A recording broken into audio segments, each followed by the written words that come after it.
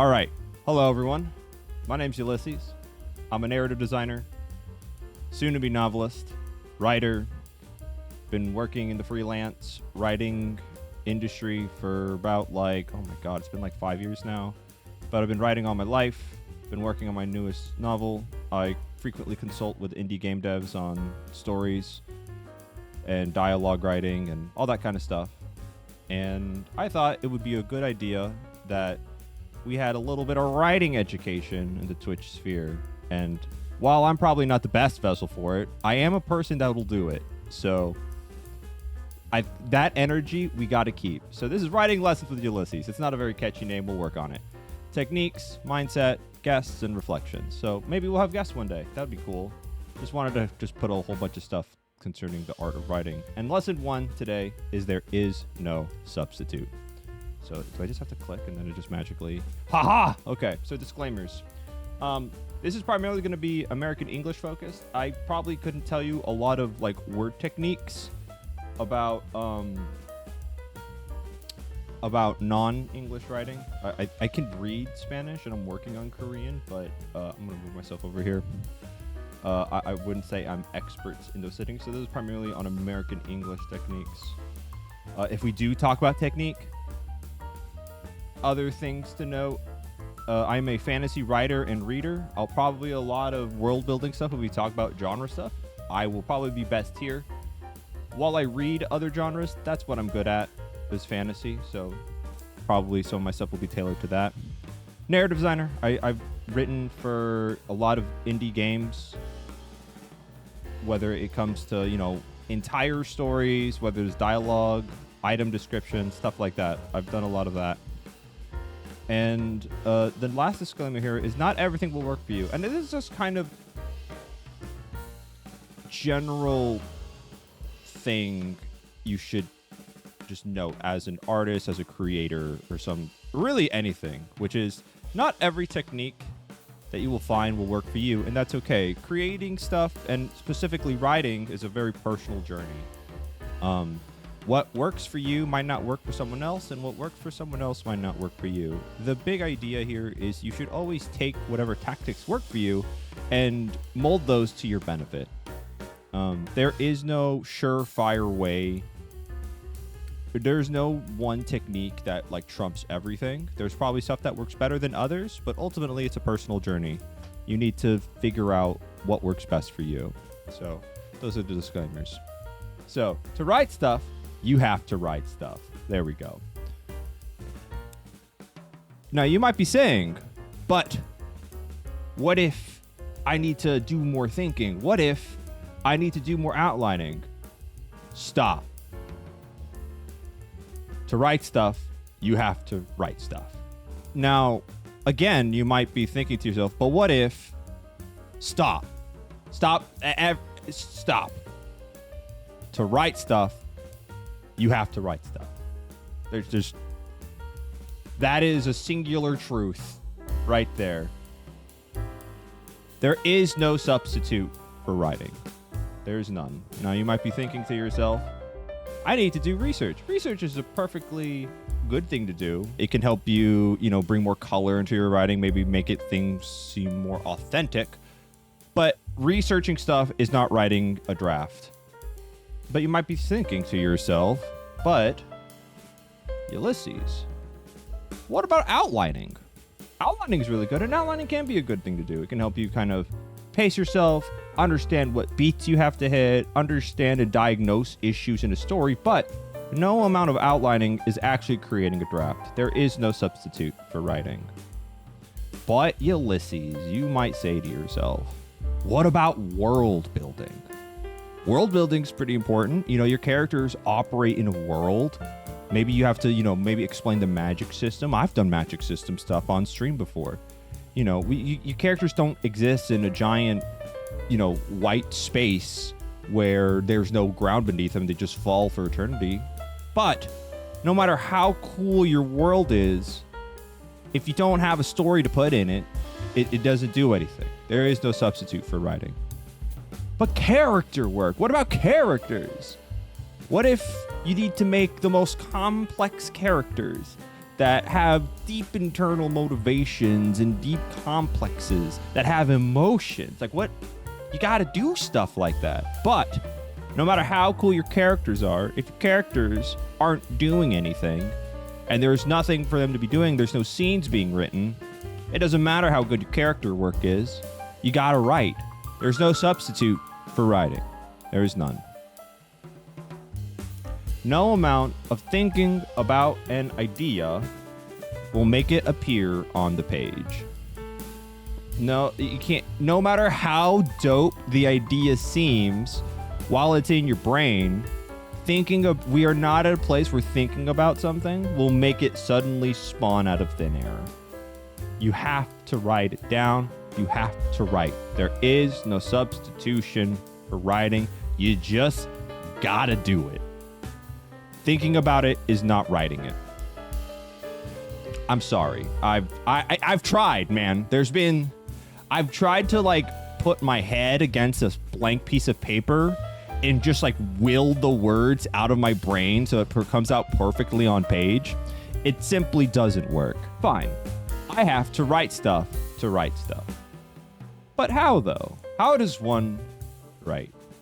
Now, there are a lot of techniques that people use, and I'm not going to list a whole bunch of different techniques, but I will, as someone who has explored the space of different writing spaces and, you know, talking to different writers to see what works for them, there's some common ground that usually works and for everyone, or at least every technique sort of employs. So this is what I know works. It works for me, and it might work for you. I think first and foremost, limited distractions is kind of a no-brainer. You want to write in a space that is not distracting. You want to write in a space that you can control what can distract you. So, you know, putting your phone away. I've heard some people turn off their internet connection. So like if they're working on an Ethernet computer, they unplug. Some people go to a different space. So if you have like a gaming setup and you move away from the gaming setup and you have like a laptop or an iPad with a keyboard or, you know, whatever writing implement and simply write away from your gaming space, that could be very helpful. You know, some people go to a cafe and they feel like the different ambiance creates a mood that lets them write. Whatever the case, the big thing about limited distractions is really about environment control. Being in an environment that you know that lets you focus on your writing. The big one here being, I think, phones. I think I have to write without my phone close to me. If I'm like off stream, if I'm doing off stream writing, I write without my phone in the room, because if my phone is in the room, I get too distracted. It's very tempting.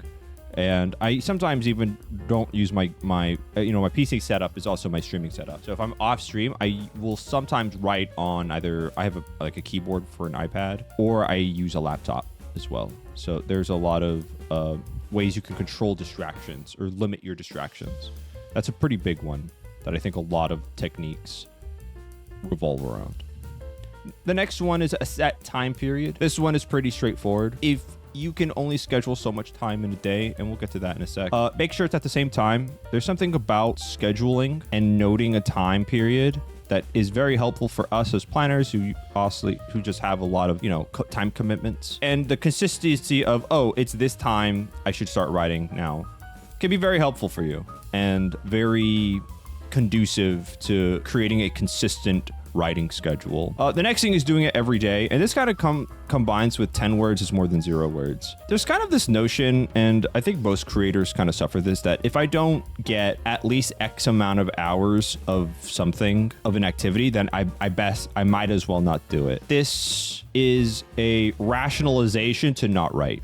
And what I mean by that is sometimes you feel if I can't get an hour of writing done, then I might as well not write. And you need to fight this impulse. You should write every day, and whatever amount of writing that you can do is going to be better than not writing at all. Training the muscle of creativity to kind of flex and stretch whenever you need it to is a skill that you're going to have to develop if you're going to make a longer project. You have to start working on the muscle that resists you to fight not doing it every day. Even if you can only write for 15 minutes, you should write for 15 minutes. If you can only eke out 10, 15 words, eke out 10 or 15 words, it's going to be better than zero. Baby steps are better than no steps. Every technique about writing reinforces this for the most part. I wouldn't try to depend on motivation. Motivation only lasts for so long, and if you need to do a longer project, you're gonna just have to learn to use sheer grit. And I think this is very true for writing, especially. Motivation for me when it comes to a new book generally lasts about like 1 page, until then I'm like, oh my god, I have to actually now like do the rest of the 399 pages. You just have to keep on going, and you have to do it every day. There is no substitute for writing. There is no substitute for just getting a draft down. And you should try every technique. You know you best. You take what works and adapt. What works for me, I'm a very seam of your pants kind of, I'm a discovery writer, I believe is the term. I figure out a lot about the shape of my story as I am writing it, at least for my first draft. My second draft is usually when I'll take a lot of diagnostic tools like outlining, like character work, and really start formulating, okay, so what are the problems of this book?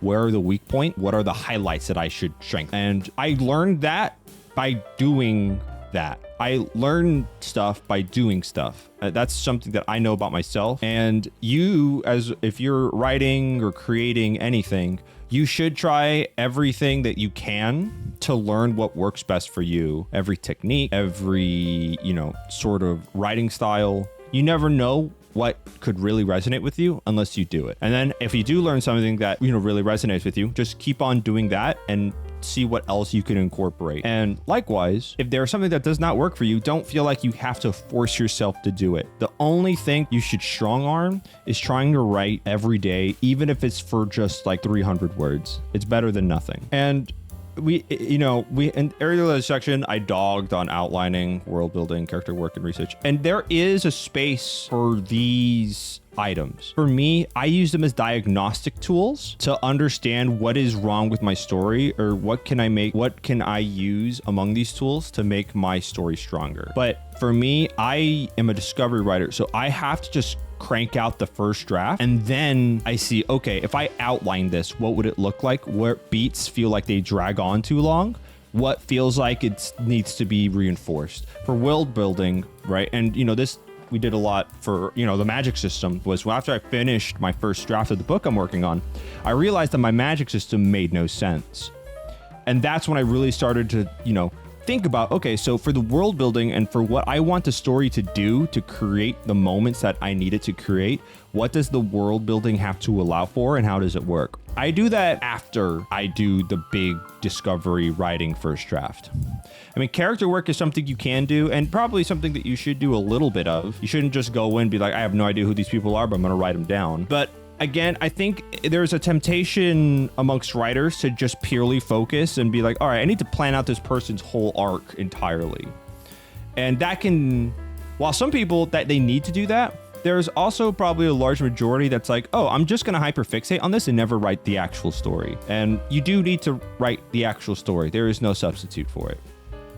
And then, finally, research. And there's a lot of, research can be incredibly helpful in capturing the authenticity of a certain region, a place, how something feels, right? But in order to authenticate something, you have to have something. So again, research is incredibly helpful. It's also just an incredible sinkhole of time that you could be dedicating to just writing a first draft. And the best metaphor that I have for writing is I equate to the first draft as like getting a hunk of marble. Like this is your first draft, really, at the end of the day. You're creating the husk of stone that you will then, after drafting, after editing, after, whatever amount of diagnostic tools that you have at your disposal by alpha reading, by beta reading, all that shabam and shazazz. I don't know what those words mean. You will get to a sculpted picture. I believe this is of Apollo, but you have to start here. You have to make this. You don't, the messed up thing about writing is that you don't get to start out with this.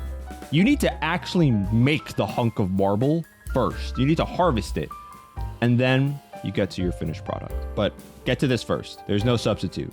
You can't skip this step. And unless someone knows of some deep, dark rituals that just make me black out and then I suddenly have this, Someone would let me know if someone figures that out. But for the most part, you cannot skip this step, because if you skip this step, then this is impossible. All right.